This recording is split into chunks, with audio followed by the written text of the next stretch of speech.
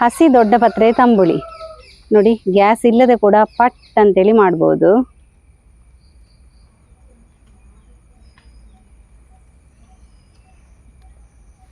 ನೋಡಿ, ನಮ್ಮ ಮನೆಯಲ್ಲಿ ತುಂಬಾ ದೊಡ್ಡ ಪತ್ರೆ ಆಗಿದೆ. ನೋಡಿ ಹೇಗೆ ಉಂಟು, ಎಲ್ಲ ಫ್ರೆಶ್ ಇದೆ. ನೋಡಿ ಹೇಗೆ ಉಂಟು, ಎಲೆ ಎಲ್ಲ ಭಾರಿ ಚಂದ ಉಂಟು. ಇದರಿಂದ ಒಂದು 7-8 ಎಲೆಯನ್ನು ತೆಗೆಯುವ. ಎಳಾಸು ಎಲೆಯನ್ನು ತೆಗಿತಾ ಇದ್ದೇನೆ. ತುಂಬಾ ಬಲಿತ ಎಲೆ ತಗೊಂಡ್ರೆ ತುಂಬಾ ಖಾರ ಇರ್ತದೆ. ನಾನಿವತ್ತೊಂದು ದೊಡ್ಡ ಪತ್ರೆಯಿಂದ ತಂಬುಳಿ ಮಾಡುವ ಅಂತೇಳಿ ಹೊರಟಿದ್ದೇನೆ. ಹಾಗೆ ಎಳಾಸು ಎಲೆಯನ್ನೆಲ್ಲ ತೆಗ್ದಿರೋದು ನೋಡಿ, ಇಷ್ಟು ಸಾಕು. ತುಂಬಾ ಧೂಳೆಲ್ಲ ಏನಿಲ್ಲ, ಸ್ವಲ್ಪ ತೊಳೆದ್ರೆ ಸಾಕು.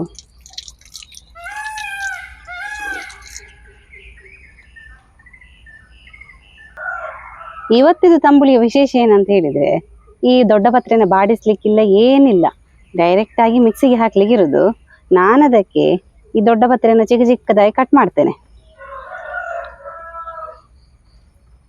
ಎಳಾಸು ದೊಡ್ಡ ಪತ್ರೆಯನ್ನ ಹಾಗೆ ತಿನ್ಬೋದು, ಸ್ವಲ್ಪ ಒಗರೊಗರು ರುಚಿ, ಆದರೆ ಹೆಲ್ತಿಗೆ ಭಾರಿ ಒಳ್ಳೇದಾಯ್ತಾ.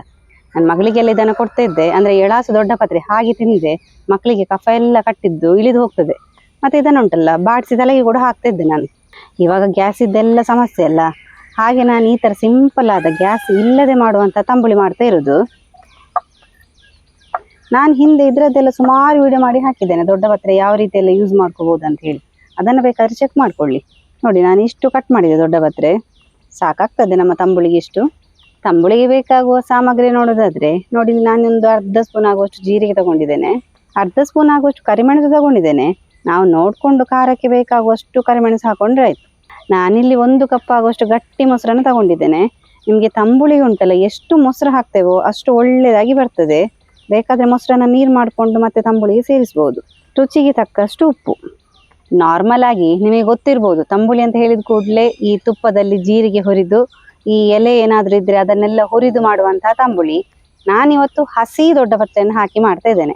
ಡಿಫ್ರೆಂಟ್ ಆಗಿರ್ತದೆ. ಈ ಗ್ಯಾಸ್ ಇಲ್ಲದ ಸಂದರ್ಭದಲ್ಲೆಲ್ಲ ಹೇಳಿ ಮಾಡಿಸಿದ ರೆಸಿಪಿ ಇದು. ತಂಬುಳಿಗೆ ಒಂದು 3-4 ಸ್ಪೂನ್ ಆಗುವಷ್ಟು ತೆಂಗಿನ ತುರಿ ಹಾಕುತ್ತಾ ಇದ್ದೇನೆ. ಹಾಗೆ ಕಟ್ ಮಾಡಿದ ದೊಡ್ಡ ಪತ್ರೆ, ಜೀರಿಗೆ, ಸ್ವಲ್ಪ ಖಾರಕ್ಕೆ ಕಾಳುಮೆಣಸು, ಗಟ್ಟಿ ಮೊಸರು ಈಗ ಅರ್ಧ ಕಪ್ ಆಗುವಷ್ಟು ಹಾಕುತ್ತಾ ಇದ್ದೇನೆ.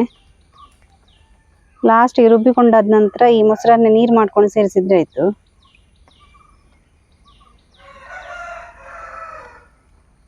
ನೋಡಿ, ತಂಬುಳಿಯನ್ನು ಇಷ್ಟು ಸಣ್ಣ ರುಬ್ಬಿ ಆಯಿತು.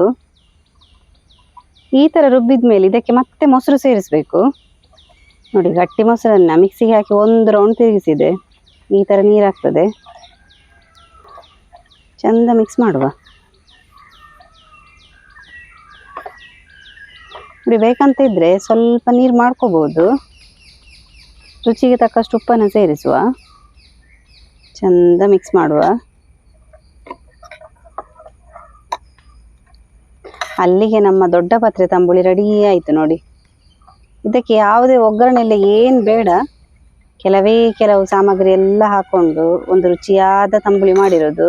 ನೋಡಿದ್ರಲ್ಲ, ಹಸಿ ದೊಡ್ಡ ಪತ್ರೆ ತಂಬುಳಿ ಹೇಗೆ ಮಾಡಿದ್ದೇನೆ ಅಂತ ಹೇಳಿ. ನೋಡಿ, ಇಷ್ಟೇ ಕ್ವಾಂಟಿಟಿ ಆದರೂ ಕೂಡ 2-3 ಜನಕ್ಕೆ ಹಾಕ್ಕೊಂಡು ಗಡದ್ದಾಗಿ ಊಟ ಮಾಡ್ಬೋದು. ಭಾರಿ ರುಚಿ ಇರ್ತದೆ. ಬಿಸಿ ಬಿಸಿ ಅನ್ನದ ಜೊತೆಗೆ ಹೇಳಿ ಮಾಡಿಸಿದ ರೆಸಿಪಿ. ಈ ರೆಸಿಪಿ ಇಷ್ಟ ಆದರೆ ನಿಮ್ಮ ಫ್ರೆಂಡ್ಸಿಗೆ, ರಿಲೇಟಿವ್ಸ್ಗೆಲ್ಲ ಹೆಚ್ಚು ಶೇರ್ ಮಾಡಿ. ಹಾಗೆ ಮನೆಯಲ್ಲಿ ಒಂದ್ಸಲ ಟ್ರೈ ಮಾಡಿ. ಹೇಗೆ ಬಂದಿದೆ ಅಂತೇಳಿ ನನಗೆ ಕಮೆಂಟ್ ಮೂಲಕ ತಿಳಿಸಿ. ನಾನು ಈ ಥರ ಇಂಟ್ರೆಸ್ಟಿಂಗ್ ವಿಡಿಯೋದೊಂದಿಗೆ ಮುಂದೆ ಸಿಗ್ತಾ ಇರ್ತೇನೆ. Thank you.